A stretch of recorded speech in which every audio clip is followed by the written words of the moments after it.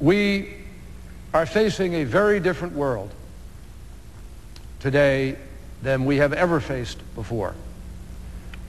September 11th changed a lot, but other things have changed. Globalization, technology, a smaller planet, the difficulties of radical fundamentalism, the cross currents of religion and politics. We are living in an age where the dangers are different and they require a different response, different thinking, different approaches than we have applied in the past. It is most importantly, I think, Mr. President, a time when international institutions must rise to the occasion and seek new authority and a new measure of respect. In approaching this question of this resolution, I must tell you I wish the timing were different. I wish for the sake of the country we weren't here now at this moment, and I think there are legitimate questions about that timing, but none of the underlying realities of the threat, none of the underlying realities of the choices we face are altered, because they are in fact the same as they were in 1991 when we discovered those weapons when the teams went in, and in 1998 when the teams were kicked out. So I believe that with respect to Saddam Hussein and the threat that he presents, we must ask ourselves a simple question. Why?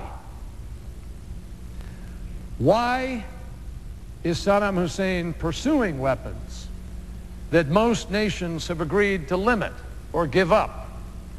Why is Saddam Hussein guilty of breaking his own ceasefire agreement with the international community? Why is Saddam Hussein attempting to develop nuclear weapons when most nations don't even try, and responsible nations that have them attempt to limit their potential for disaster? Why does Saddam Hussein threaten and provoke? Why does he develop missiles that exceed allowable limits? Why did Saddam Hussein lie and deceive the inspection teams previously? Why did Saddam Hussein not account for all of the weapons of mass destruction which UNSCOM identified? Why is he seeking to develop unmanned airborne vehicles for delivery of biological agents? Does he do all of these things because he wants to live by international standards of behavior? Because he respects international law? Because he's a nice guy underneath it all and the world should trust him? I think it would be naive to the point of grave danger not to believe that, left to his own devices, Saddam Hussein will provoke, misjudge, or stumble into a future more dangerous confrontation with the civilized world. He has as much as promised it. And he has already created a stunning track record of miscalculation. He miscalculated an 8-year war with Iran. He miscalculated the invasion of Kuwait. He miscalculated America's responses to it.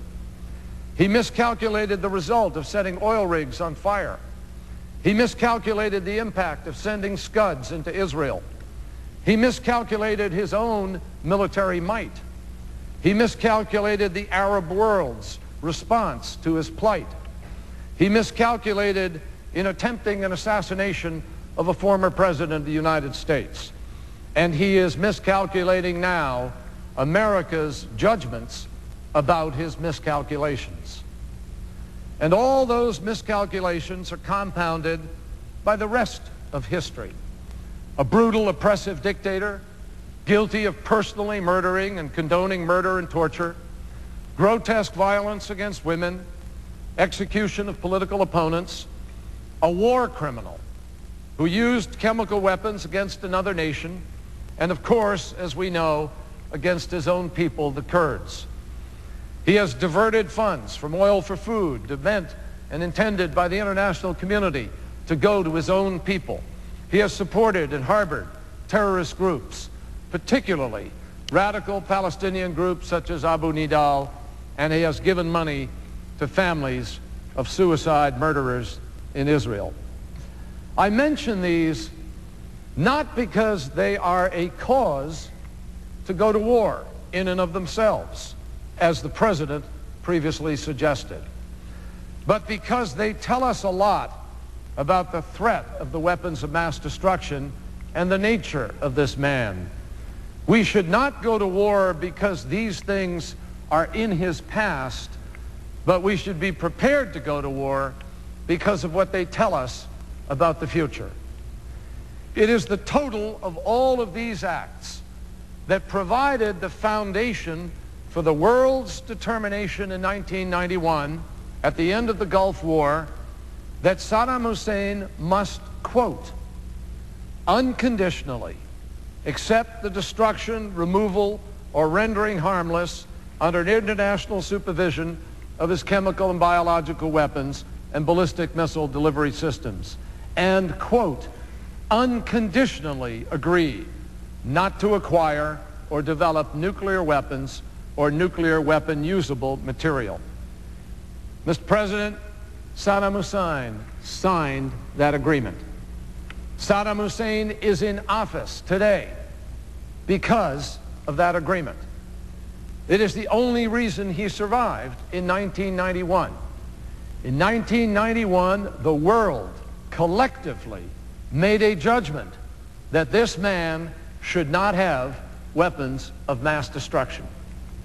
And we are here today in the year 2002 with an uninspected 4-year interval during which time we know through intelligence he not only has kept them, but he continues to grow them. I believe the record of Saddam Hussein's ruthless, reckless breach of international values and standards of behavior, which is at the core of the ceasefire agreement, with no reach, no stretch, is cause enough for the world community to hold him accountable by use of force if necessary. The threat of Saddam Hussein with weapons of mass destruction is real, but as I said, it's not new. It's been with us since the end of that war. And particularly in the last 4 years, we know after Operation Desert Fox failed to force him to re-accept them, that he has continued to build those weapons. He has had a free hand for 4 years to reconstitute these weapons, allowing the world during the interval to lose the focus that we had on weapons of mass destruction and the issue of proliferation. The United States Senate worked to urge action in early 1998. I joined with Senator McCain, Senator Hagel, and other senators in a resolution urging the President to, quote, take all necessary and appropriate actions to respond to the threat posed by Iraq's refusal to end its weapons of mass destruction programs. That was 1998, that we thought we needed to have a more serious response. Later in the year, Congress enacted legislation declaring Iraq immaterial and pose a real and grave threat to our security and that of our allies in the Persian Gulf region. His record bears this out, and I have talked about that record. Iraq never fully accounted for the major gaps and inconsistencies in declarations provided to the inspectors of the pre-Gulf War weapons of mass destruction program, nor did the Iraq regime provide credible proof that it had completely destroyed its weapons, stockpiles, and production infrastructure.